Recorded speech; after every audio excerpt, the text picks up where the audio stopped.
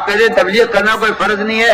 میں کہتا ہوں کہ اگر آپ دین کو قائم کرنے کی کوشش نہیں کرتے تو قرآن انکار کر رہا ہے کہ آپ فاسق ہیں, آپ کو اللہ کے سے محبت نہیں ہے. یہ قرآن کی آیت کا ترجمہ کر رہا ہوں, آپ کہاں سو رہے ہیں؟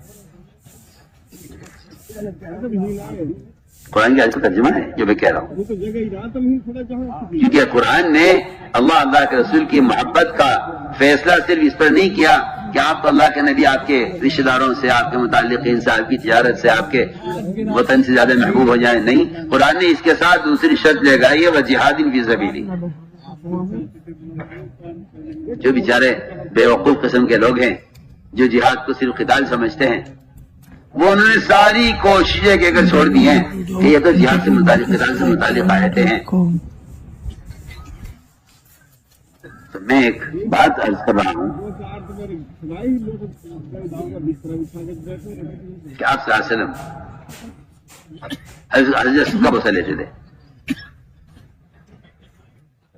ان کو انہوں نے دیکھا کہ نہیں ہمیں بڑا پسند ہے. آپ صلی اللہ علیہ وسلم سے کہا کہ ہم آپ کو بوسہ نہیں لینے دیں گے. ہم نے مانت کیا, اقتدار ہمارا ہے, ہم نہیں دینے, آپ کو بوسہ نہیں دینے دیں گے. آپ چاہتے تھے بوسہ لیں, نہیں لینے دیں گے. تو ایسے موقع پر آدمی سوچتا ہے, میں اس کی مثال دے رہا ہوں آپ کو, بہت اہم بات کہہ رہا ہوں. آدمی سوچتا ہے کہ طواف ہے اصل, تو بوسہ تو کوئی اصل نہیں ہے, چھوڑ دو اس کو. درمیان میں کہتا چلوں تاکہ بات اپنے موقع پر ہو. عبداللہ بن عمر رضی اللہ تعالیٰ نے ایک صاحب نے یہ کہا کہ آپ حضرت کے بوسے کے بارے میں کیا کہتے ہیں؟ فرمایا سنت ہے. اس نے کہا سنت تو ہے, لیکن اگر بھیڑ زیادہ ہو اور بوسہ نہ لے سکیں تو کیا کریں؟ تو فرمایا جواب میں کہ اگر مگر کو یمن پھینک. ہمارے شریعت میں اگر, سنت میں اگر مگر نہیں ہوتی. سنیے نا, پینٹ پہننے والے, داڑھی موڑنے والے, یہ سنیں کہ وہاں صرف حجر اسود کے بوسے کی سنت کے بارے میں ایک صاحب نے سوال کیا عبداللہ بن عمر سے, اس بارے میں آپ کیا کہتے ہیں؟ انہوں نے کہا سنت ہے. اس نے کہا اگر بھی ہو, دیکھیے کہاں آپ کہتے ہیں کہ قانون یہ ہے حکومت کا, کہاں آپ یہ دیکھیے کہ وہاں بھیڑ کی وجہ سے اس نے یہ کہہ دیا بیچارے نے کہ جی اگر بھیڑ زیادہ ہو حجر اسود پر میں نہ پہنچ سکوں تو کیا کیا جائے؟ تو ان کو غصہ آ گیا عبداللہ بن عمر کو. فرمایا شریعت میں اور سنت میں اگر مگر نہیں چلتی. سوچیے آپ تو ہر قدم پر سنتوں کو ذبح کرتے جا رہے ہیں, یہ کہہ کر کہ قانون یہ ہے.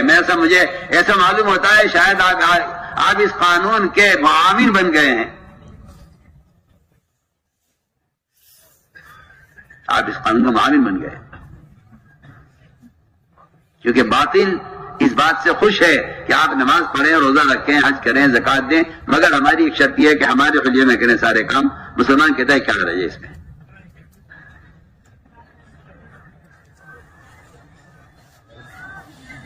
چنانچہ آپ صلی اللہ علیہ وسلم کو روک دیا گیا حضرت کا بوسہ لینے سے. جب دیکھا کہ ان میں اس ایک عمل کے چھوٹنے کا غم ہے اور تقاضا ہے اسے کرنے کا, تو انہوں نے کہا ٹھیک ہے, ہماری ایک شرط ہے, ہماری ایک شرط پوری کر دیجیے آپ, ہم آپ کو حضرت کا بوسہ لینے دیں گے. کیا شرط ہے؟ یہ شرط یہ ہے کہ جب آپ طواف کریں بیت اللہ کا, تو جو ہمارے بیت اللہ کے کونے پر بت رکھے ہوئے ہیں, آپ ان کے آگے سے جھکتے ہوئے جائیں اور ان پر ہاتھ پھیرتے ہوئے جائیں. یہ ہماری شرط ہے. اگر آپ ایسا کر لیں گے ہم آپ کو حضرت کا بوسہ لینے دیں گے. میں آپ کے سے بہت بنیادی بات کہہ رہا ہوں. امت مسلمہ اس وقت جن حالات سے گزر رہی ہے, میں اس کا نقشہ آپ کے سامنے پیش کر رہا ہوں.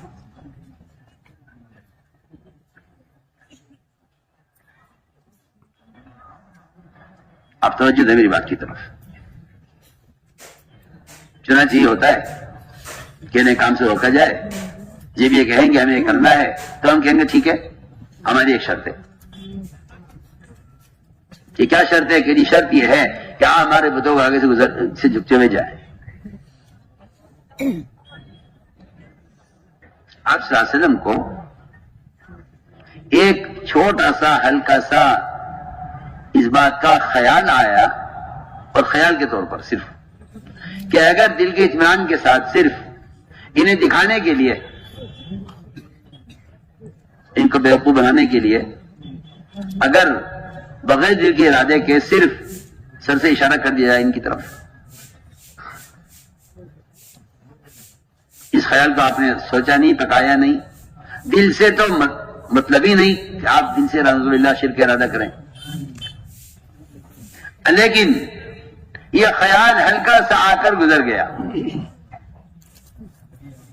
شیئن قلیلا، قرآن نے بھی اس کو اتنا تھوڑا کیا ہے کہ شیء تھوڑے کو کہتے ہیں، اور قلیل مزید لگا دیا قرآن نے.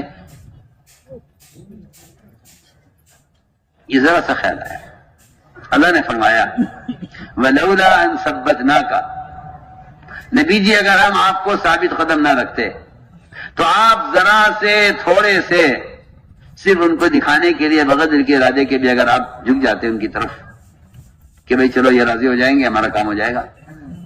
آج تو آپ دیکھ لیجئے امت کا حال، ان کو جہاں چاہو جھکا دو، جو چاہو ان سے کہلوا لو، جہاں چاہو ان سے جو چاہے کروا لو. یہ کہتے ہیں حالات کا تقاضا ہے، مصلحت ہے، اس میں کیا بات ہے، دل ایمان کے ساتھ مطمئن ہے. اللہ نے فرمایا اگر آپ ذرا سے تھوڑے سے بھی ان کی بات کی طرف سے دکھانے کے لیے جھک جاتے تو ہم آپ کو دگنا عذاب دنیا میں دیتے، دگنا عذاب آخرت میں دیتے. میں اس پر معاشرہ مطالعے کے بیان کی ایک مثال آپ کو سنانا چاہتا ہوں. اللہ کرے سمجھ میں بھی آئے اور آپ غور سے سنیں. معاشرہ مطالعے فرماتے تھے، یہ میں اس کی مثال آپ کو دے رہا ہوں کہ بھئی یہ تھوڑا سا دین اگر جا رہا ہے تو جانے دو نا. تھوڑا سا اگر ایک سنت کے خلاف قانون آ گیا تو کیا رہی اس کے اندر؟ تو ہمیں نماز سے، روزے سے، حج زکات تھوڑی روکا جا رہا ہے. یہ سنت کے خلاف ہے، قانون آ گیا ایک سنت کے خلاف، چھوڑ دو اس کو. میں کہتا ہوں آپ سے آج ایسے آپ کو آج کچے علم رکھنے والے مل جائیں گے، وہ کہیں گے جی حالات یہ ہیں، مجبوری ہے، کیا کریں. سمجھتے تھے کہ اس کی مثال دیتے تھے کہ اگر تم نے تھوڑا سا دین یہ کہہ کر چھوڑ دیا تو تم باقی دین بھی تمہارا ضائع ہو جائے گا. اس جگہ یہ بات بالکل واضح ہے، سب جانتے ہیں کہ جو آدمی کسی ایک کھانے پینے استنجے کی لائن کی سنت کو بھی ہلکا سمجھے گا وہ فرائض سے محروم کر دیا جائے گا. ہوا یہ آپ نے موسم میں بیان مثال دے رہے کہ لوہے نے جنگل کے بادشاہ سے کہا کہ ہمیں ایک بالش لکڑی چاہیے، ہمارے پاس لکڑی نہیں ہے، لوہا ہے، نیچے سارا پہاڑ لوہے کے بھرے پڑے ہیں، لیکن ہمیں لکڑی نہیں، ہمیں ایک بالش لکڑی چاہیے. بادشاہ نے کہا دے دو، ہمارا اتنا بڑا جنگل پھیلا ہوا ہے لکڑی کا، میلوں میں، ایک بالش لکڑی سے ہمیں کیا فرق پڑ جائے گا. لیکن گزرا نے کہا نہیں ایسا مت کیجیے، وہ نہ مانا اور اس نے ایک بالش لکڑی کو دے دی. اس کی مثال ملتی ہے صحابہ کی سیرت میں. آپ نے صحابہ سے فرمایا ایک مرتبہ کہ یہود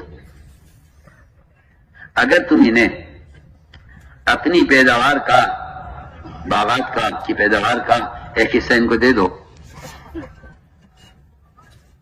اور یہ تمہیں پریشان نہ کریں، تم اطمینان سے رہو. تو سامنے کہ رسول اللہ جب ہم ان کے غلام تھے، جب ہم ان کے ماتحت تھے، اسلام کی نعمت اور یہ عزت ملنے سے پہلے ہم نے اس زمانے میں ایک کھجور نہیں دی. آج ہمیں اللہ تعالیٰ نے اسلام سے عزت دے دی ہے اور اللہ نے ہم سے وعدے کر لیا آخرت کے ہم اپنا دین کا سودا کریں گے ان سے؟